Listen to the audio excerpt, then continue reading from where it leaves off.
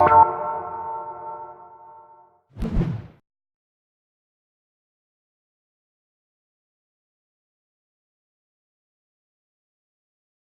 name's Jacob Rosenzweig. I'm an economics student here, but on the side, I've recently been creating websites for other students and other people in the area as well. And I just wanted to announce that I want to start working with more of the music school and start working with more music students. And so I'm building websites for students, helping students maintain their own websites, helping students get started on the web, and finally get a spot on the web. And so if any of you all want to make a website, if you're interested at all, I'm not really trying to do this so much for money. I'm very flexible with my time and compensation and all that. So if any of you guys are interested at all, I have a portfolio and everything, and you can just email me at rosenjcb@gmail.com. That's rosenjcb@gmail.com. And yeah, that's what I'm doing. And I'm going to hand the announcements off to the next person. Thanks.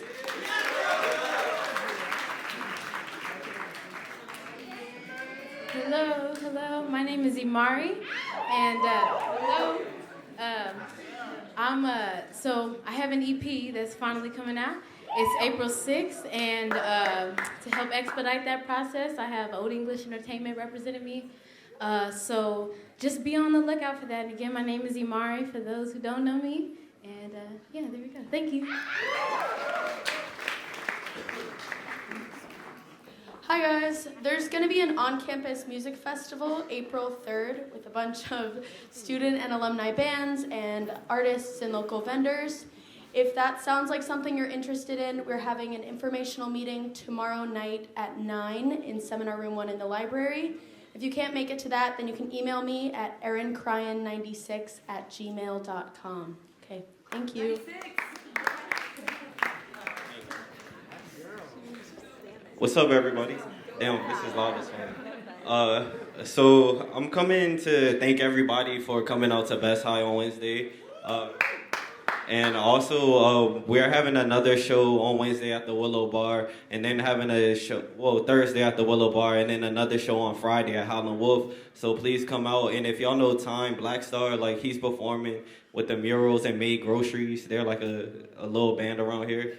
And we also got a new shipment of Dolo Ones this weekend, so come through, like, hit me up. All right, thank you. Hey guys, so I'm still taking volunteers if you just want to volunteer at a single event or if you'd like to join the Google Community Leaders Program. Last Thursday I got to meet with the person who launched the product, Google Cardboard. And I consider her one of my colleagues now, and she's one of my contacts, and I can consider her a mentor. So if you're interested in getting into the Google community, learning how to use Google tools, reaching out to musicians in the industry here in New Orleans and networking with professionals, it's a great opportunity. Also, Industry Queens, we had our first meeting, but we missed some of your faces. So if you're interested in joining us, just email industryqueens@gmail.com. If you're interested in Google, please email me at elizabethcmcbride@gmail.com. And then also, there's an awesome open mic this Wednesday at GASA. It's for all ages, and it's at 7. It's at 7, and you sign up, and it's featuring Danielle Rice and Nick LaFay, who are alumni here, very talented singer-songwriters. So hope to see you guys there.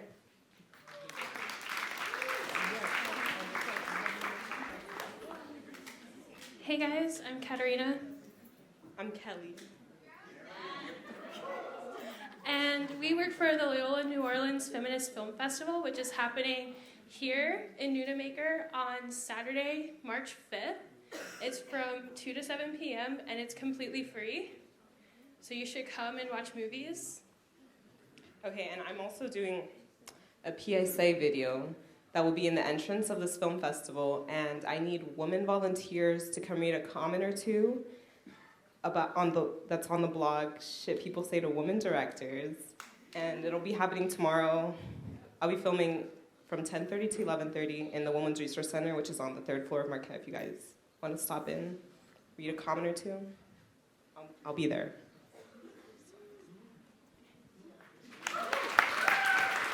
Hey, what's up, y'all? My name's Raven. To go off that, this Tuesday, tomorrow, The full Feminist Festival that the Women's Resource Center is putting on is kicking off. It is lasting from tomorrow till Friday, and Friday is ending in a concert which features Imari Gatson. Where you at, girl? Where you at? Imari, Elizabeth, and we're getting a lot of people. So y'all should come out, and there's gonna be other events, women empowerment, women in STEM. So y'all should definitely come out. There's flyers all over the campus, and if you don't go, then you're a square. Peace. Hey everybody. So first of all, if you don't have a seat and you're looking for seats, we got plenty up here, so don't forget to come down. So off of the Feminist Festival topic, I am hosting 3 badass women tomorrow night at 7 o'clock right here on this stage to talk about pioneering women in the music industry. We've got Cheryl Banks, who works with Timbaland's management company. I have Lily Keeber, who is this righteous documentarian. And then I have Tank in the Bagnose. So it's going to be a really, honestly, I'm jacked about it. It's going to be a really cool conversation with these ladies. It is not a men-bashing forum night. It is not women are taking over and the men should be scared. It is just talking about how the industry has been male-dominated in the past and our experiences with kind of working through that and finding this new balance in the new industry that is starting to become almost a 50-50. So come hang out with me. It's at 7. We won't go super long. Don't worry. You can do all your other fun stuff. But tomorrow night, 7 o'clock here at Noonmaker. Thank you. What's up, everybody? I just wanted to let y'all know that I'm playing a show this Wednesday. It's at this spot called Graveyard Street Social. It's like a hotel lounge, but it's a really, really awesome place. And it needs some people to come out and see how awesome it is. So I'll be opening up for this trumpet player called Christian Scott. Yeah, he's fucking awesome. He's incredible. Yeah, so you should come out and see who he's playing with because you might know some people. Yeah, awesome. Hope to see y'all there. Peace. All right. So real quick, I just want to tell you, I'm very excited about our next week's forum. We're going to have Irma Thomas, Soul Queen of New Orleans, right down here. Oh, she's 2 weeks. Oh, Ron Harris is next week, coming all the way from LA. Irma Thomas in 2 weeks. Thank you, Hannah. And also our guest today is very, very special. So we're going to introduce them with a video. And let's bring the lights down a little vibey so we can see their video. And I think they're going to come out as the video plays. They're much taller than me. Imagination movers, you gotta sing about it. I think what the situation needs is some imagination.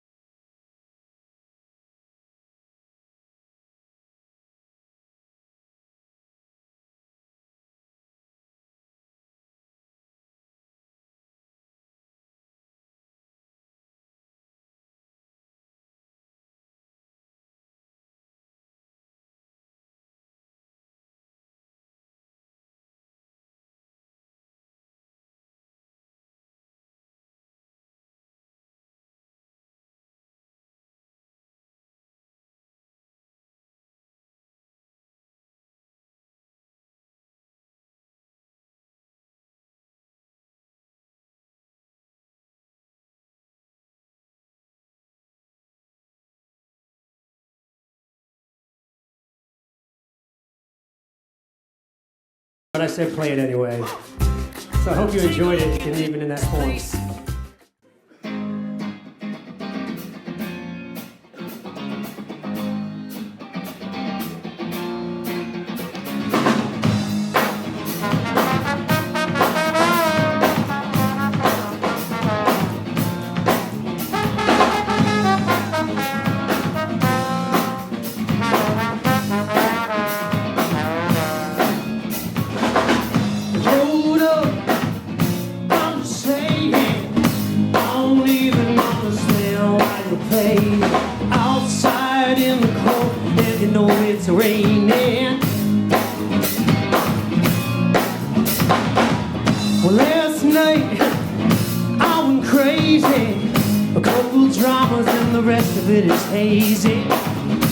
Just like a baby with a bottle. She's just like a baby with a bottle. You broke it in the body, threw it up in the air, and then I caught it. Oh, inevitably. Leaving while I'm bleeding, but does it keep on repeating? Oh, listen to me, yeah. Look up, what you're thinking. I got a feeling that the boat we're on is sinking now. Like a fish out of the water. Just like a fish out of the water. You look up and the sun is shining. I got my toes in the sand on this island. It's in the way you go about it. It's in the way you go about it. Broke it and I bought it, threw it up in the air and then I caught it. Oh, inevitably. Leaving while I'm bleeding, does it keep on repeating? Oh, listen to me. You're too far away, and I'm already there. I don't know what to say. I don't know why you care.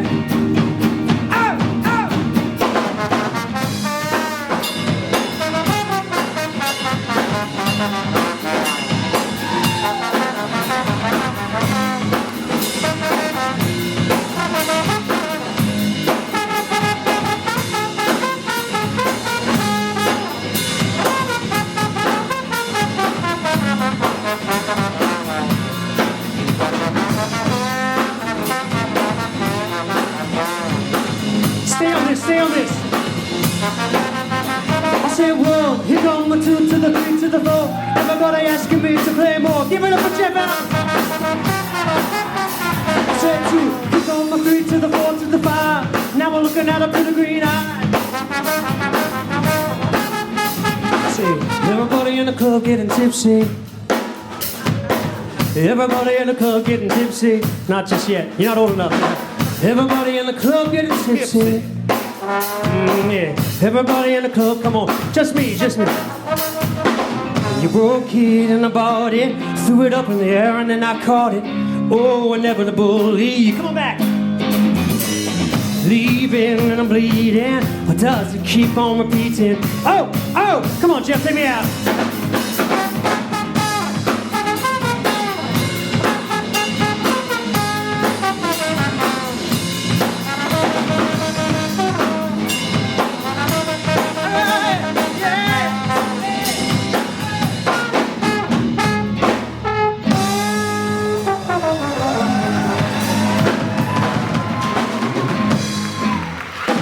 Give it up for Jeff Albert, everybody.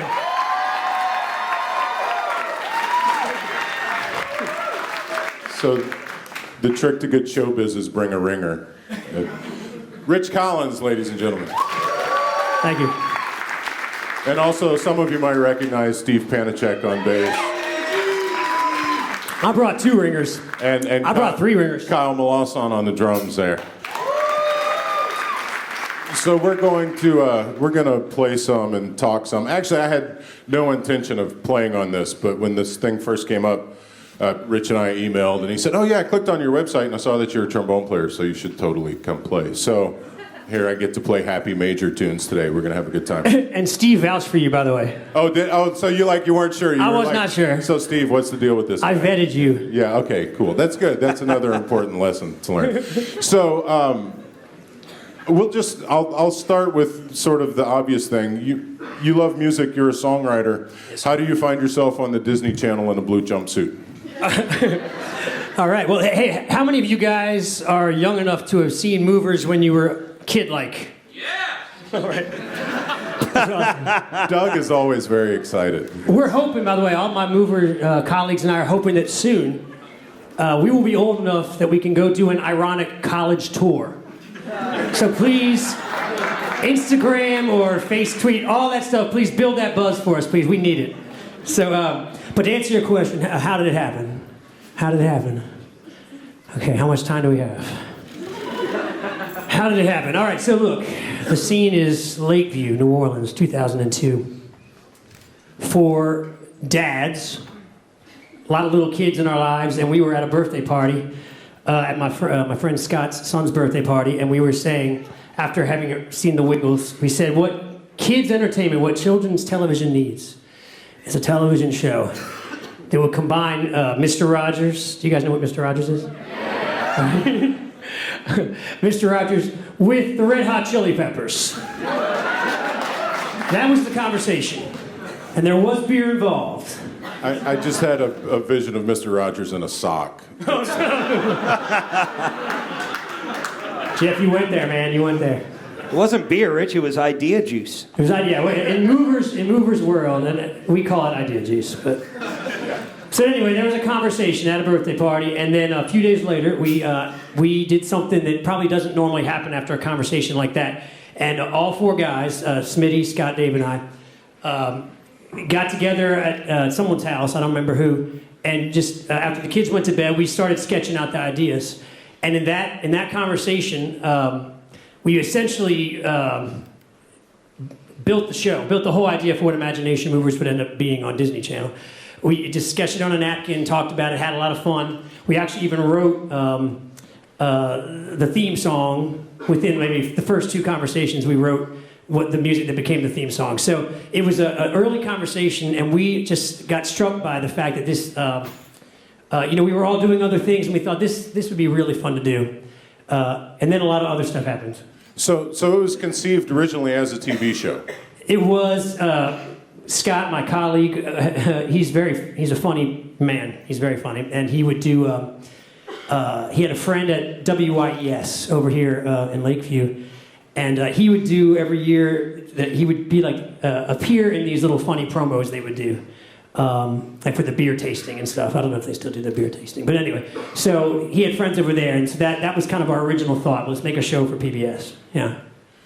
But I remember you guys, like, knowing you as a band playing gigs and stuff sort of before the TV show existed, right? So absolutely. Yep. So explain how you get from, okay, we want to make a TV show, but we're going to be a band, and eventually we get to a TV show. Like, the answer is it's much easier to be an indie rock band than it is to make a TV show.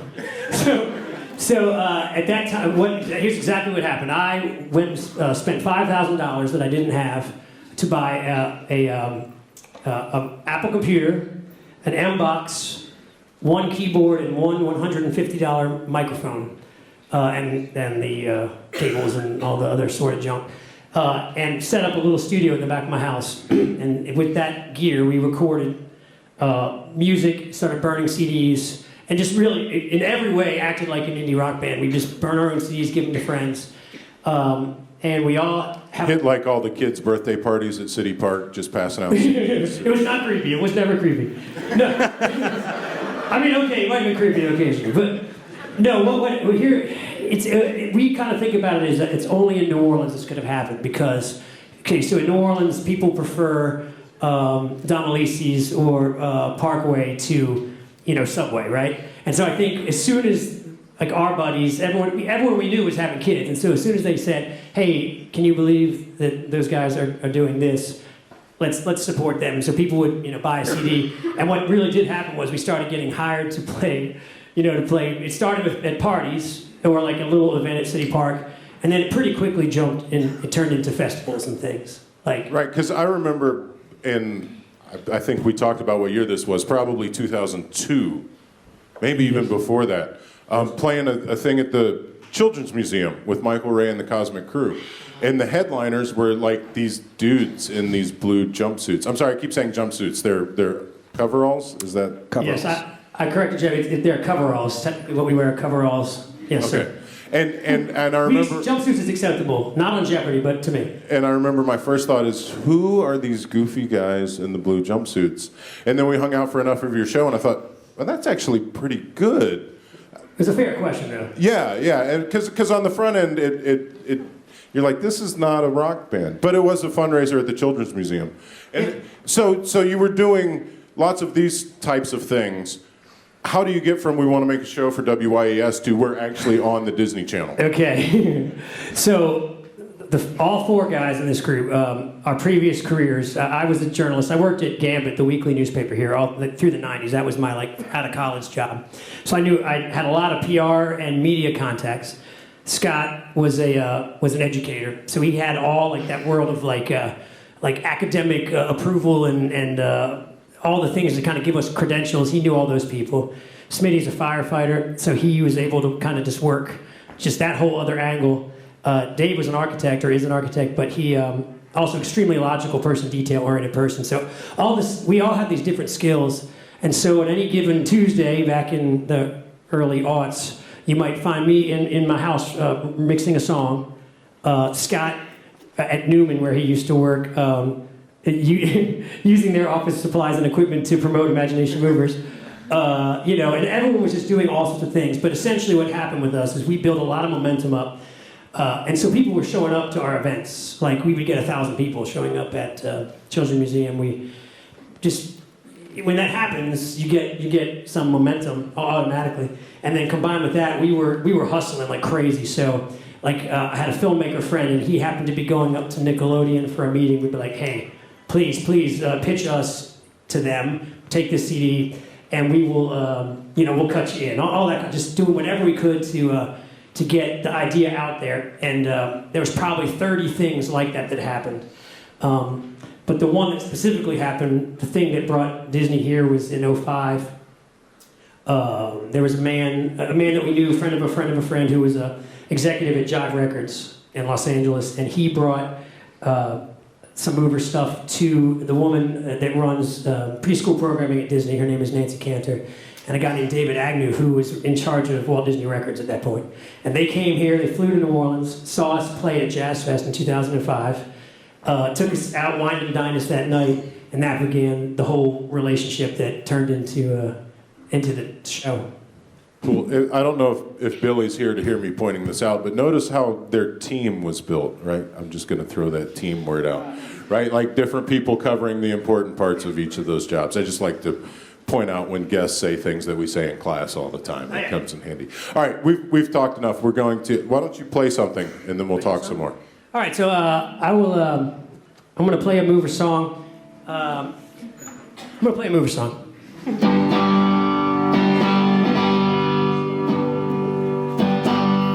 Gotta get this exact right volume. I think that's it.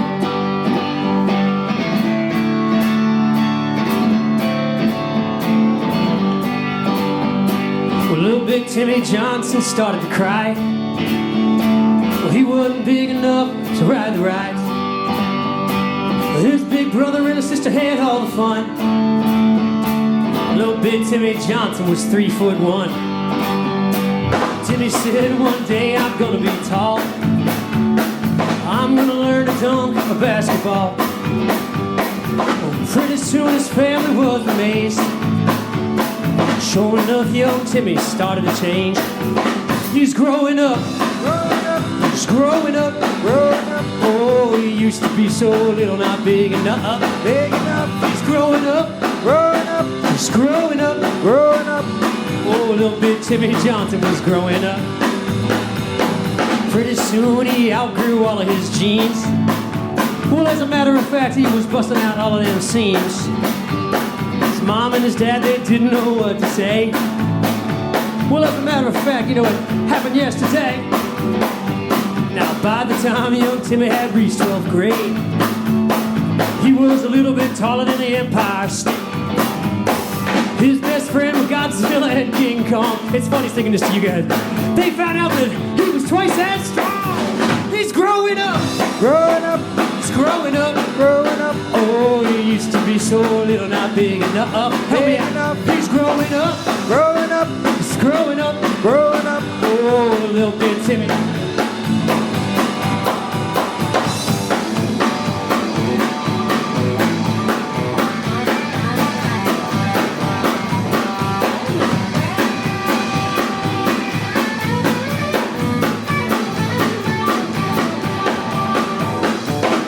Timmy Johnson started to cry. You know, right about then he learned that he could fly. You know, he looked up and there was an asteroid on its way. Jimmy flew up and he knocked that asteroid right back into outer space. He's growing up. Growing up. He's growing up. Growing up.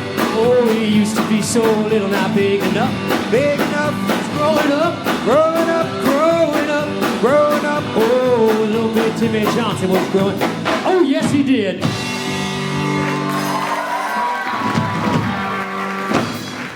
Oh, thank you.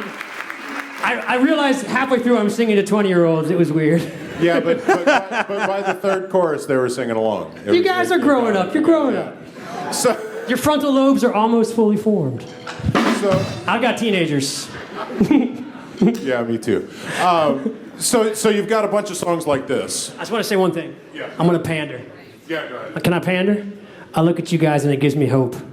Because I've got a 17-year-old and a 15-year-old and a 13-year-old. You guys are much more civilized. Thank you very much. So you've got a bunch of songs like that, and you're doing them here locally. You're making some noise. Now, we have a bunch of songs in general. I want to. You gave me a. Can I? I want to brag a little bit. Really, I'm here to brag the whole time, right? Drop it. Inspire you guys. So Movers, we've written and recorded 10 albums and about 200 songs, and almost half of them are really good. We have some really crappy ones. We're going to get to the having to write a song every day bit in a second. But first I want to get to how do you end up in that position. So when you move into, you're working with Disney. Disney's come to you, they said, we want you. That's probably a different level of business dealings than working out your, we know a bunch of firemen and are well-connected New Orleans scene. Right, right. So I imagine there's a good story there. Is there one you can tell in public? Sure. I mean, well, the joke we made backstage is true. It was very, very difficult and very, very expensive to negotiate a contract at that level. We had lawyers in Los Angeles, lawyers in Louisiana. We have lawyers in Canada. It's a lot of that. We have lawsuits, 2 ex-managers, a day in Los Angeles civil court, down the hall from Michael Jackson's family, whatever they were suing for. And we've had all that, but I would do it all again right now. It's really great to be in a position to have that argument, you know? So, but no, so the process, 2005, hey, the woman that hired us is awesome. I love her. She texted me yesterday. We're going to play, the Movers are playing in Los Angeles this weekend. And Nancy, our boss, she just texted me 2 days ago asking for tickets for her, you know, for her nieces or whatever. I was like, it made me smile because, anyways, it's like, it's a very close relationship you have with these people. That, you know, it was through her judgment that Disney chose to spend what turned out to be about $40 million here in Louisiana on 3 seasons of this show. Did you shoot the show here? Yeah, in Elmwood. It was right. We were. NIM Center. I know I didn't answer your question. I went another tangent, but Movers was. They shot the pilot. It was maybe 2007. So it was some of the biggest and the most consistent film production work to happen after the flood. And we had a crew of 100 people. 100 people working out there every day for 7 months per season. And the crew absolutely loved doing the show because it was inside in a sound stage. They weren't out, doing the cemetery and swamp scenes for some, feature film. Right. So we have a lot of friends in that world, that whole film production world, that will stay with us forever, just because it was such a good experience for them. But I forgot what your question was. That's okay. If you have one piece of advice for them when they get their whatever huge corporation contract offer. Oh gosh. What's your one piece of advice to help make that go smoothly for them? You. Don't accidentally send an email to the company that's supposed to be in-house. Oh, yeah. Yeah. Please, God, don't ever let our text messages get out. That's one. Really, it's just work. It's awful work. But, you guys study every day and do all that. It's paperwork. And obviously, I'm trying to say something that's not just a cliche, but you do want to have the most capable person you possibly can have and pay whatever you have to pay for the representation, for sure. But also by the same token, the power imbalance when you're 4 dads from New Orleans with this idea for a TV show, and they're saying they're willing to come in and spend this amount of money, you're only going to negotiate so much because there's a built-in power imbalance there. So we did the best we could. The thing that we did that would help us in the future is we carved out touring. They wanted to do, this is when the record industry was really, everything was changing and everyone was starting, just at the very beginning of those 360 deals. And so they wanted to do that, but we fought, we did not let them own touring, and that helped us a lot. Right, so there was one aspect that you always controlled. So even if the other stuff blew up, you could go tour. But I mean, right now, like this week, right now, this far removed from the whole project, we are going back and checking. Okay, so there's 200 songs in 70-something episodes, seen in 50 countries for X number of years. Picture that we're ASCAP. Picture the ASCAP paperwork, trying to track down the songs. And my colleague Scott is now he's also a music professor at ULL, a music business professor, and he's been leading the charge. We found just myriad paperwork problems, like a song that with a missing letter in the title. So, hey, guess what? We never got paid for "Mother and You," a song that got used a ton. We never got a dime for it. Stuff like that. So we're sorting through it all. Wow, so make sure you spell things right on the paperwork. Is that lesson? Yeah, spelling's important, but that wasn't us. That was the way it works. Disney owns a lot of the public. They were our publisher, so that's them. That was part of the deal. You get this, but we get the publishing. Mm-hmm. It's a co-pub. It was actually we had a catalog. We had 3 CDs of music. Part of the deal was they made us sell that to them, and they didn't take any publishing.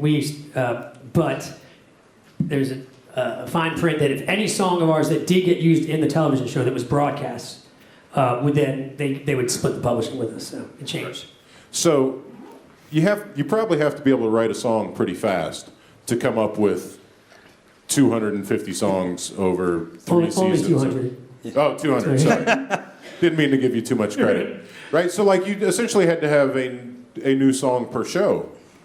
That's right. They would use like one existing song. We had a catalog of stuff, and some songs were very useful. They could be applied to any scenario. So, but yeah, like they would literally say, it was super fun because we were in a soundstage in Elmwood, and we had a recording studio in the soundstage, and we had a full-time music supervisor / producer who was there at our whim. And so like in between, you're there for 13 hours a day shooting. So let's say there's 2 hours where you're not in a shot. You run into the studio and just start jamming, basically. Or you're sitting on set with the guitar just messing around. And so, yeah. So do you know, like, is there a specific requirement? Okay, this episode is about X, so we need a song that deals with X. Absolutely. So we were... right. We were co-executive producers of the show, so we were involved in everything. We acted in it. We wrote the songs. We also were giving notes on every script. So we would be shooting a scene on a Tuesday for that week's episode, and then also reading scripts for weeks and months ahead. And so it would literally be, hey guys, we need a song about a butterfly. Because there's an episode about a butterfly. So what happens when it's 11 p.m. on Sunday and Monday morning you need a song about a butterfly and you don't have one yet? We never had that terrifying deadline feeling. The way it happened, it was sometimes the songs wouldn't be as finished as others. They wouldn't, but no. In general, we were in such a creative frame of mind that songs kept coming. So. I mean, did you have specific things that you did to make the songs come? I'm not asking about the beer here at this point, actually. No, but I mean, like, just for this, because we have a number of songwriters here. Do you have a songwriter trick? Well, I mean, so that's what I love. Okay, that's my favorite thing about the entire process was writing the songs. And the way I work is I mess around with chords. Like I wrote a song for Hannah Craker earlier. It wasn't a good song, but Hannah Craker. That's the whole song. Hannah Craker and a bunch of people that I don't know. But it took you like 8 seconds to write it, so and actually that's not bad. No, but that's literally how I would do it. So, I'm saying, okay, so we did an episode one time. I'm having a memory. Do you guys know who Joey Fatone is? NSYNC. He was our funnest guest. He was a really great guest, and he did an episode with us where he played a baseball player. And I remember we were shooting his episode. We're all in baseball gear or whatever. And I remember they said, okay, there's something coming up, and then we need a song about a party. And I just remember, we're gonna have a party. It's time to get started. Everybody gonna be here. We gonna be here too. I mean, I just remember like messing around with that. Actually, that's it. Yeah, but do you remember how that song started? Anyway, sometimes the songs start off with words that are inappropriate to sing. Oh, I do remember that now. Especially on a children's show. Correct. And so now that I'm saying this, I'm getting embarrassed because that song began with Smitty saying some other words that he can't sing. And then I said, hey man, that's actually good. And then it turned into a sweet song about a party. Instead of what he was saying. Growing up was the same, actually. Growing up, the song I played y'all earlier. Can I, Kyle? You could say it. Do y'all want to know what it really started as? We can edit it out of the video if we have to. Oh wait, there's video? I have a question. This is so important. It's a great story, though. You got to tell it. This is really important. Will my bandmates ever be able to see this video? Is this public? It depends on how much you pay me when we're done. Okay, so one time, so we've been traveling the world for 10 years, y'all, and there's all sorts of fun stories. But there are a lot of them are like this. One day, one of the movers, I won't say which one, we got to a hotel, we checked in, there was a beautiful woman at the front desk, and she was sweet. We're like, oh, what a lovely girl. And then we all checked into our rooms. Scott, no!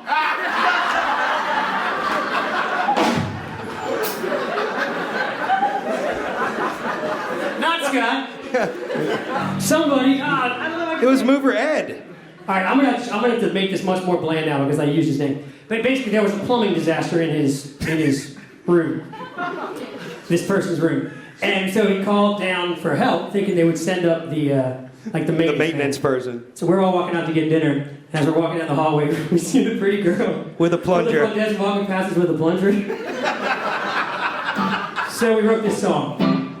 Choke it up. Choke it up. Choke it up. Choke it up. Choke it up. Choke it up. Choke it up. I'm so sorry, that's the true story, that's disgusting. So yeah, we turned choked it up into growing up. I feel exposed and embarrassed right now. And that gives you a sense of the mindset of us. And we're all grown men with children. What's the next song on the list? Should we do a song? And I think we need to. Can you all just do a mind, let me do Men in Black real quick and erase your memory. I never had it. Because there's 2 more songs, right? Yeah. And then we're going to talk? Are we running out of time? No, we got time. Let's do a song. Is there another song? What are you going to do? Can I play you another song? Yeah, because after this we have to talk about... You want to hear Jeff play with more trombone?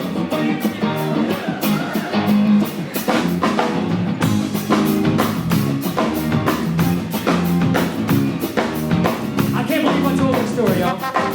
I'm gonna be... Got a ukulele with a golden pick.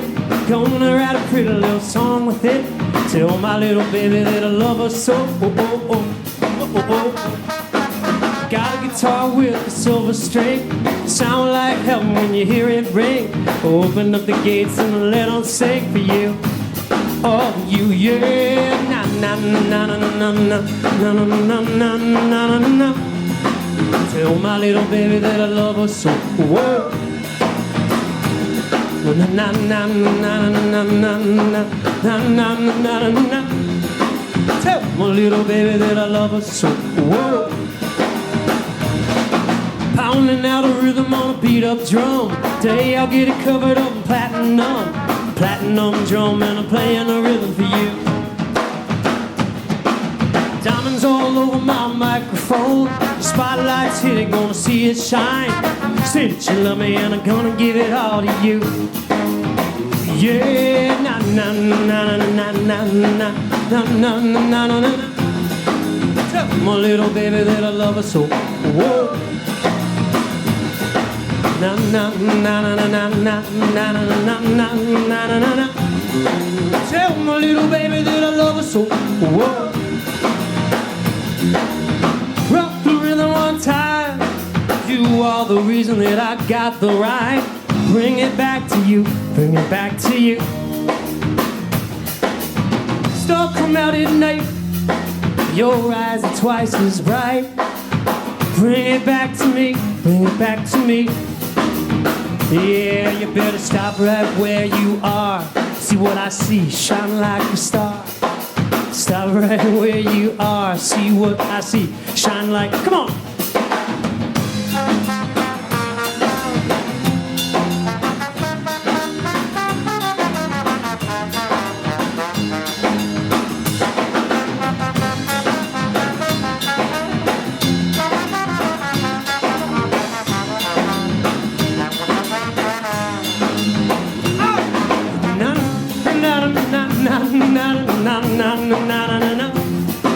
Tell my little baby that I love her so well.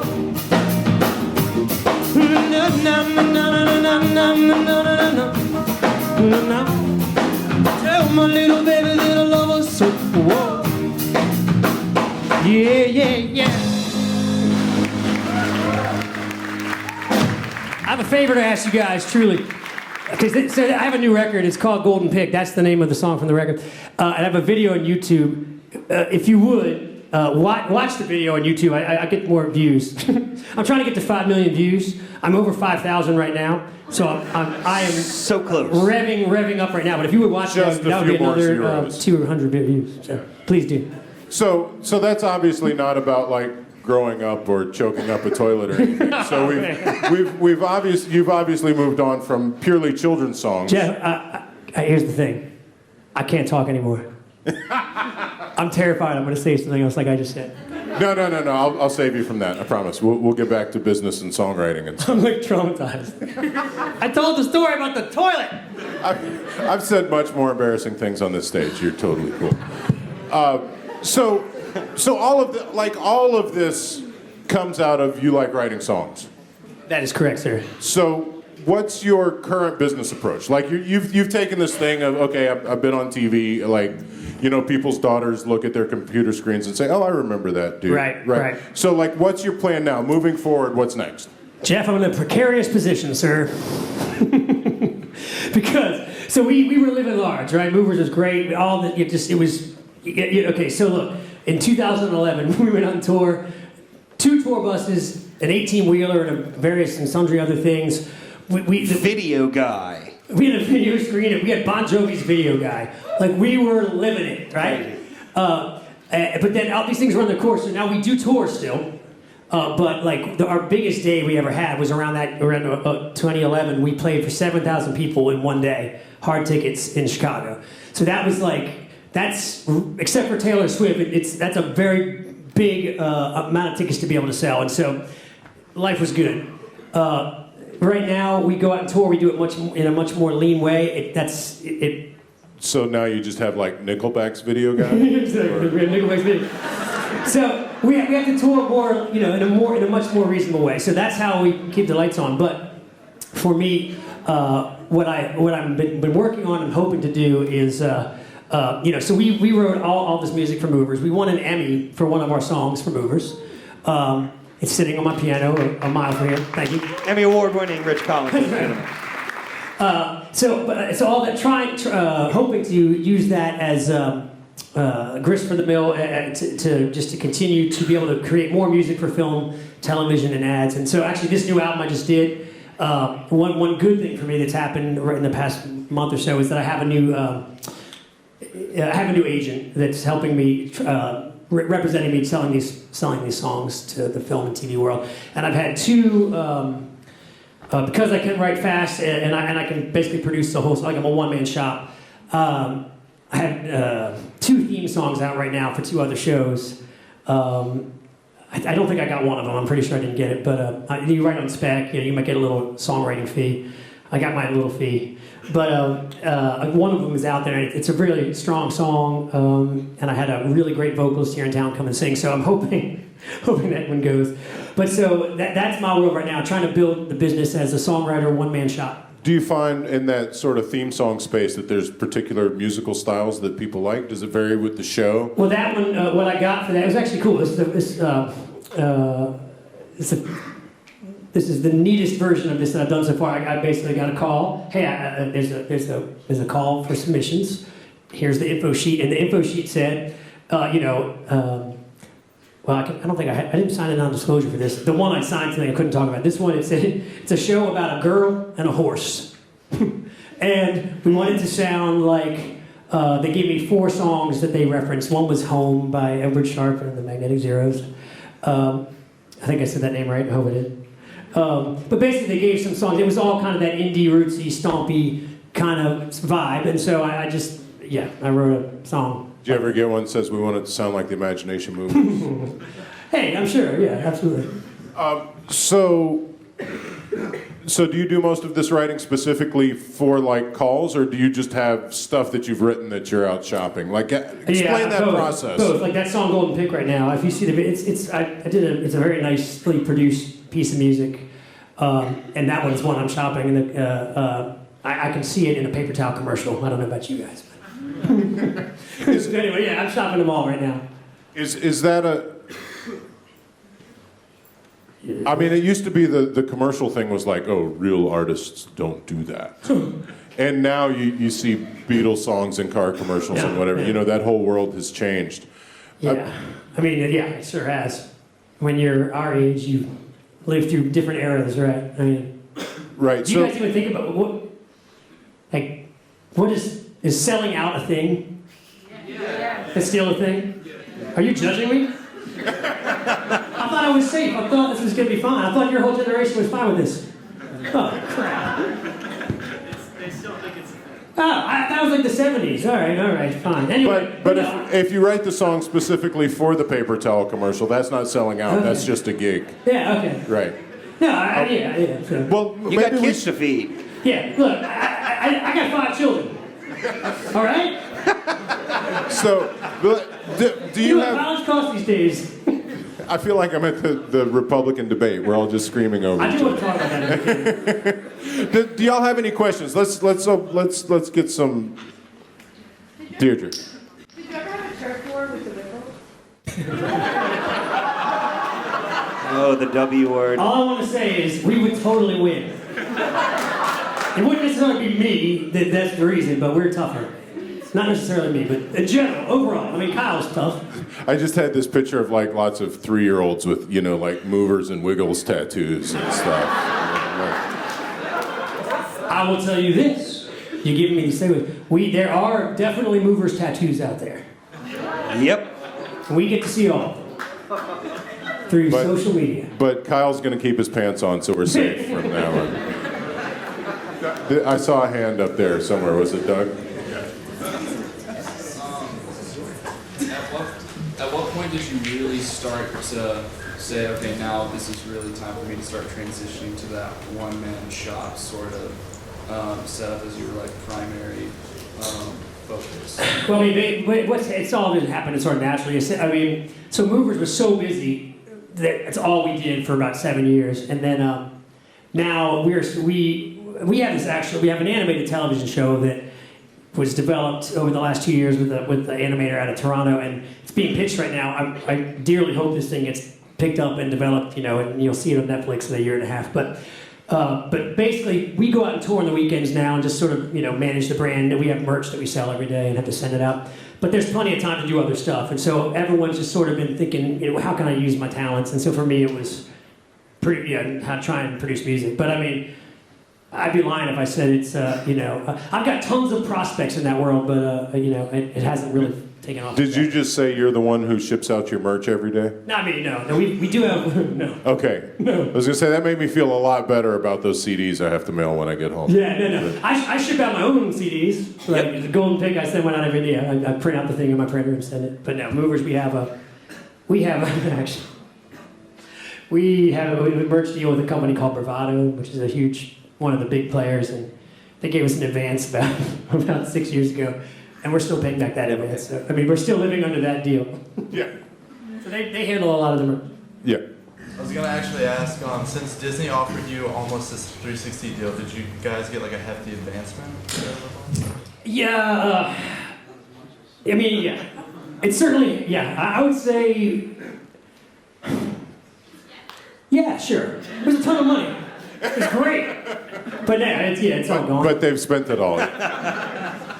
It was, basically it was, but they would also do stuff.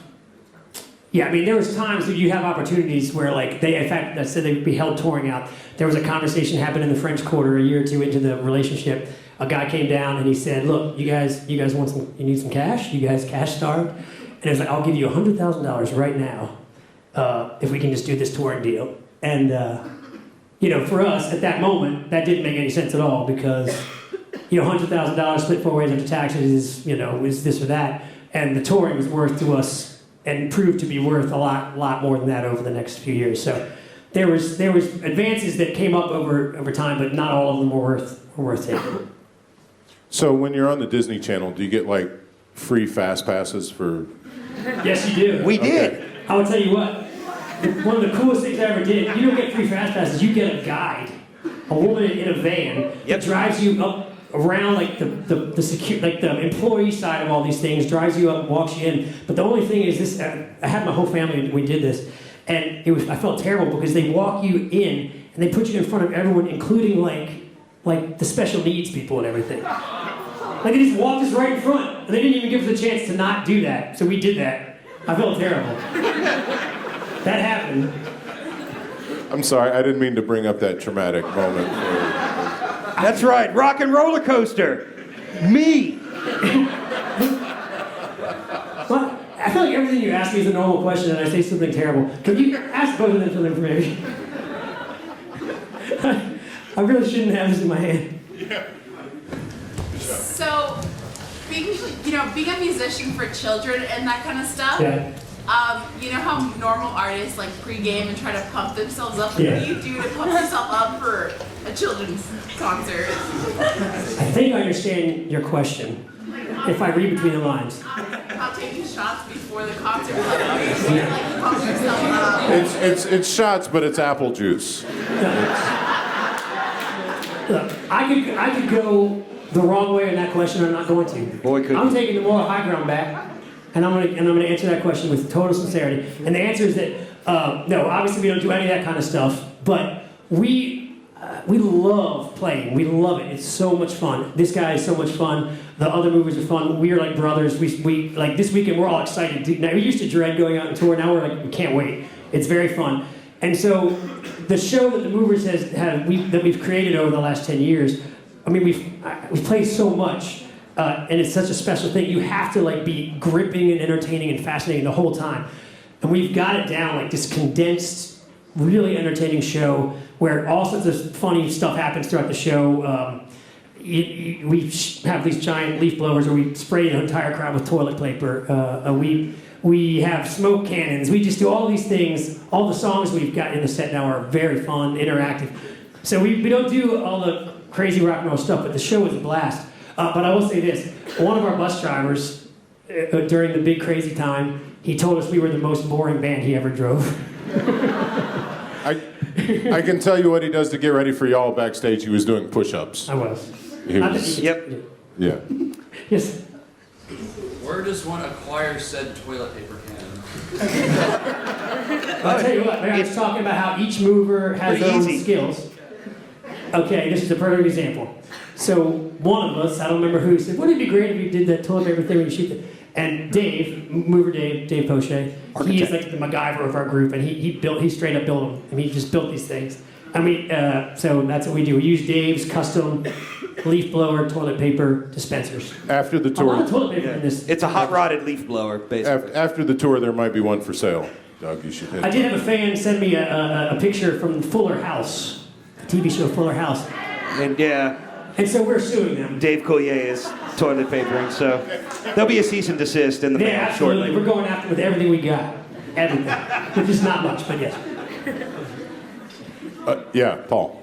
So, good luck on your future college tour. How do you guys plan on becoming relevant to adults in the future?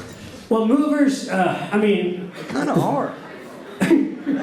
They're just waiting for you to be adults. Here's the secret of our movers touring life. When we play a concert, 2/3 of the people in the room that we're entertaining are adults.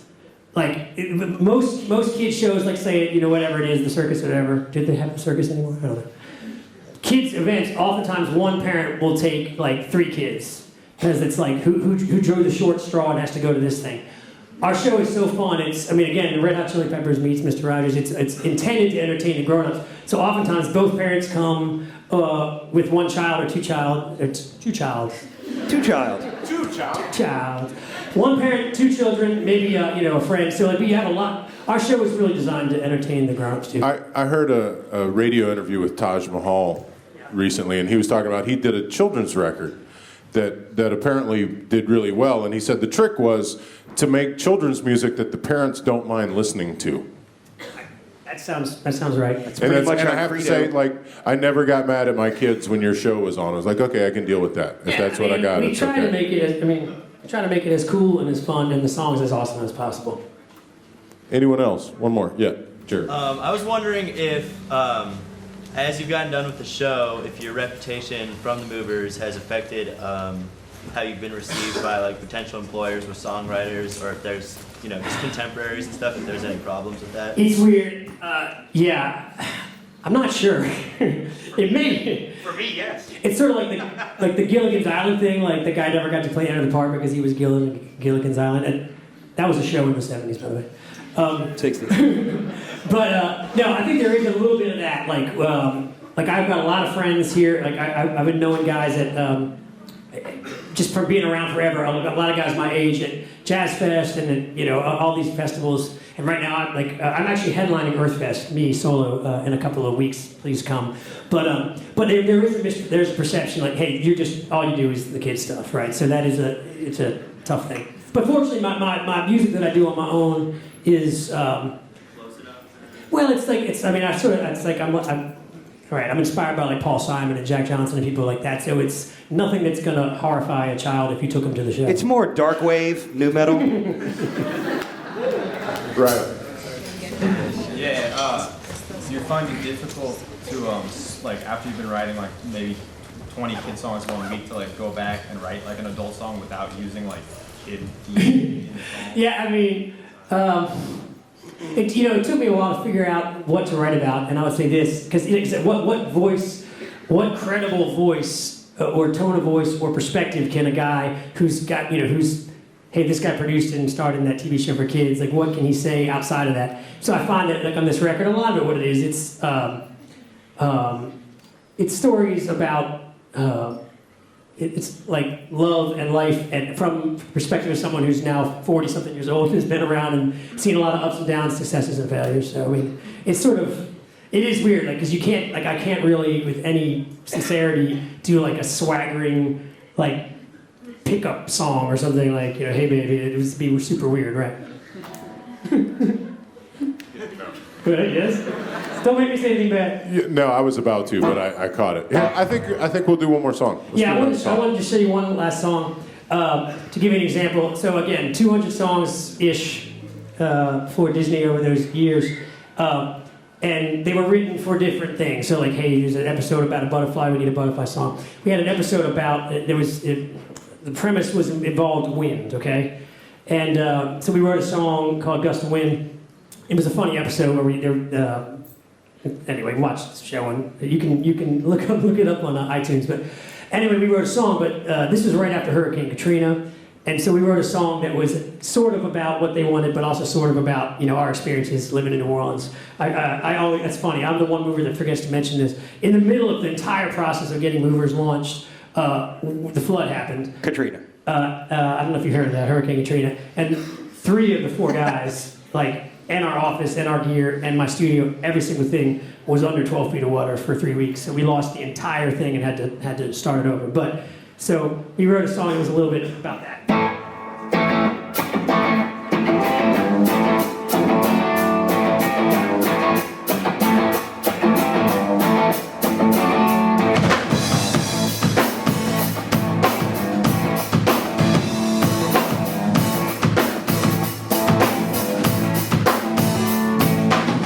The wind blowing through my town. Gust of wind nearly knocked me down. Where does it come from? Gonna find out.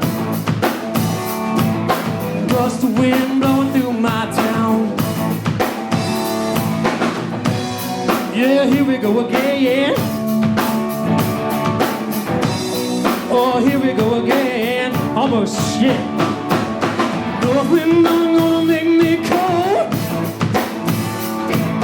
Traveling from the Gulf of Mexico. East wind on the sun will rise. West wind on that tumbleweed by. Oh, yeah, here we go again. Oh, come on, Jeff Allen, help me out there.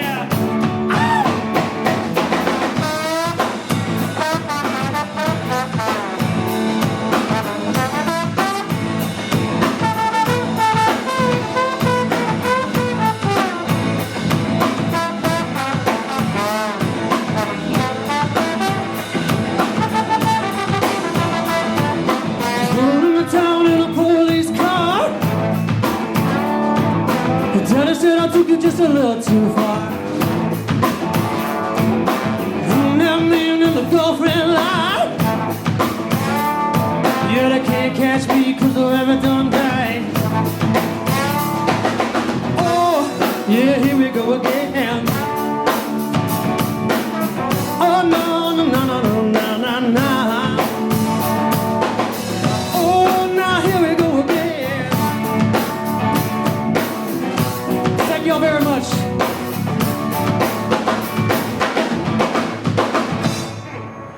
Thank you. Rich Collins, Don Blanson, Steve Panicek. Thank you. Happy Monday. Thank you, Jeff, for shredding it, man.